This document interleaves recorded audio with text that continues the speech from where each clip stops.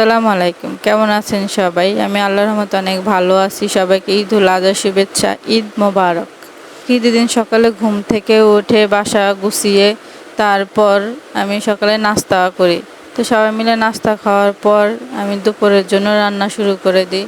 তো দুপুরে আমি আজকে রান্না করব মুরগির রোস্ট, পোলাও আর তো রান্না বান্না বসিয়ে দিই। রান্না বান্না শেষ করার পর আবার দুপুরে কাজ আছে অনেক, কুরবানির মাংস চলে আসবে। তো রান্না বান্না শেষ করে খাওয়া দাওয়া করে বসতে না বসতে আবার দুপুরে চলে আসছে কুরবানির গোস্ত। তো কুরবানির গোস্ত আসার পর আমি আর আমার বড় বোন দুইজনে মিলে এগুলো পরিষ্কার করি।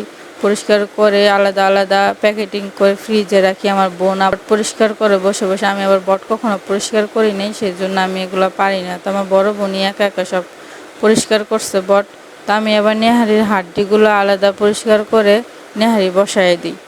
তা আমরা আবার বিকালে যে একটু বাইরে বের হই, তো আমরা আবার সবাই রেডিমেডি হয়ে বিকালে বাইরে বের হয়েছি। তো ভাবলাম বের যেহেতু হয়েছি বাহিরে, তো রাত্রের ডিনারটা বাইরের থেকেই করে। তা আমরা আবার রেস্টুরেন্টে আসছি 10 পাইপে। তো এই রেস্টুরেন্টটা নতুন হয়েছে, এখানে আমরা এর আগে কখনো আসিনি।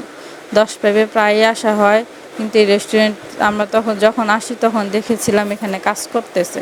তো এটা কাজ পরিপূর্ণ শেষ হয়ে গেছে, উদ্বোধনও করা শেষ। তা আমরা আসলাম ভিতরে, অনেক বড় এরিয়া, রেস্টুরেন্টটা অনেক বড় একটা, খুবই ভালো, ফ্যামিলি নিয়ে আসা যায় এখানে। অনেক বড় একটা রেস্টুরেন্ট, এখানে আবার বাচ্চাদের জন্য খেলার জন্য আলাদা জায়গা করে দেওয়া হয়েছে। তো আমরা আবার এখানে সবাই খাওয়া দাওয়া করি। তো এবার এখানকার খাবারগুলো ভালোই লাগছে, মান অনেক ভালো খাবারের। তো আমার ভিডিওটা ভালো লাগলে একটা শেয়ার দিবেন, লাইক দিবেন, কমেন্টস করবেন। আশা করি ভাই আমার ভিডিওগুলা সবাই একটু সাপোর্ট করবেন আমাকে। তো পরবর্তী ভিডিওতে আবার দেখা হবে সবার সাথে, নতুন কোনো জায়গায়, নতুন কোনো স্থানে। সবাই ভালো থাকবেন। আল্লাহ হাফেজ, টাটা।